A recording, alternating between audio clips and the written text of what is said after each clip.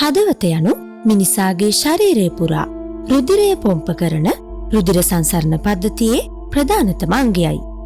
මාංශ පේශී සහ පටක මගින් මෙම ඉන්ද්‍රිය නිර්මාණය වී පවතිනවා.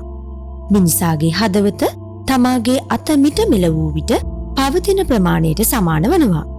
හදවත රුධිරය පොම්ප නොකර මිනිස් සිරුරට මිනිත්තු කිහිපයකට වඩා ජීවත් විය නොහැකියි. අපි අපගේ හදවත කිසි දිනක දැක නැහැ. නමුත් ශරීරයෙන් පිටතටගත් හදවතක් සමග ජීවත් වන පුද්ගලයෙකු සිටින බව ඔබට විශ්වාස කරන්න පුළුවන්ද?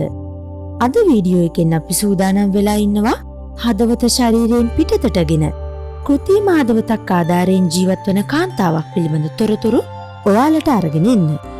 ආරාධනා කරනවා සුපුරුදු ලෙන්ගතු කමින් රැඳී ඉන්න වීඩියෝ එක අවසානය වෙනකන් විශ්වයේ රස පිරුණු තැන් සොයා චාරිකාවේ දෙන්න විශ්මතතු සමග.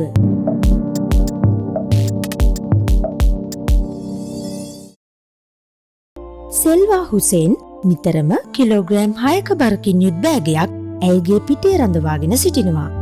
එම බෑගේ ඇතුළත තබාගෙන ඇත්තේ ඇයගේ හදවතයි.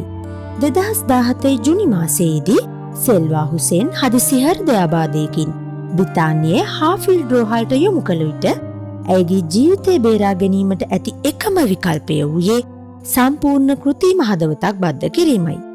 ඇයගේ හදවත ශරීරයෙන් ඉවත් කර කෘත්‍රිම යන්ත්‍රයක් මගින් ප්‍රතිස්ථාපනය කරන විට ඇයට වයස අවුරුදු 39ක්.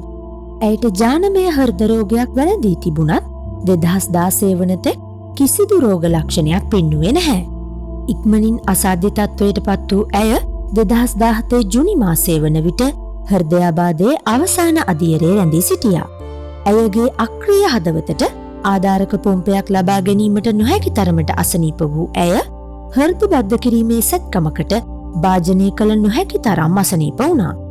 මේ අවස්ථාවේදී සෙල්වාගේ සැමියා ඇය වෙනුවෙන් කෘත්‍රිම හදවතක් ලබා ගැනීමේ කාර්යයට එකඟ වුණා.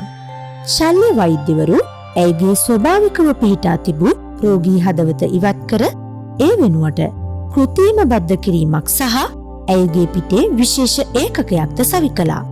මෙම කෘත්‍රිම හදවතට අවශ්‍ය බලය සපයනු ලබන්නේ කිලෝග්‍රෑම් 6ක් බරති උපකරණයක් මගින්. එය සෙල්වා විසින් යන සෑම තැනකම රැගෙන යා යුතුයි. පළමු වැන්න අක්‍රීය වුවහොත් ඇය තවත් බෑගයක දෙවන ඒකකයක් සූදානම්ව තබා ගන්නවා. ඇයගේ සැමියා හෝ වෙනත් රැක බලා ගන්නෙකු සෑම විටම ඇය සමග සිටිය යුතු අතර හදිසි අවස්ථාවක් ඇති වුවහොත් ඇයගේ කෘත්‍රිම හදවත අමතර ඒකකයට සම්බන්ධ කිරීමට ඔවුන්ට ඇත්තේ තප්පර 90ක් පමණයි. මෙම කෘත්‍රිම හදවත ඇයගේ සිරුර වටා රුධිරය විනාඩියකට ස්පන්දන 138ක වේගයෙන් ගමන් කරන අතර එමගින් ඇයගේ පපුව කම්පනය වනවා. ඇයගේ බෑගයේ ඇති මෝටරය නිරන්තරයෙන් පොම්ප කර කැරකෙන ශබ්දයක් නිකුත් කරනවා.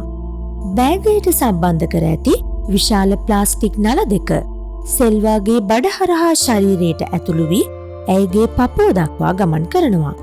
ඉන්පසු ඒවා ඇයගේ පපු කුහරය තුළ ඇති බැලුන් දෙකක් වාතයෙන් පුරවන අතර ඒ සැබෑ හදවතක කුටිමින් ක්‍රියා කර සෙල්වාගේ ශරීරය වටා රුධිරය තල්ලු කරනවා.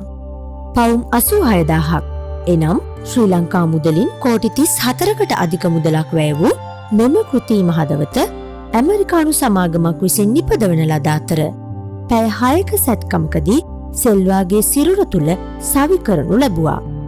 මෙම සැත්කම වෛද්‍ය ඩයනා ගාෂියා විසින් සිදු කර ඇත්තේ හාෆිල්ඩ්හි බද්ධ කිරීමේ සැත්කම් ප්‍රධානී ඇන්ඩ්‍රිය සයිමන්ගේ සහය ඇතිවයි.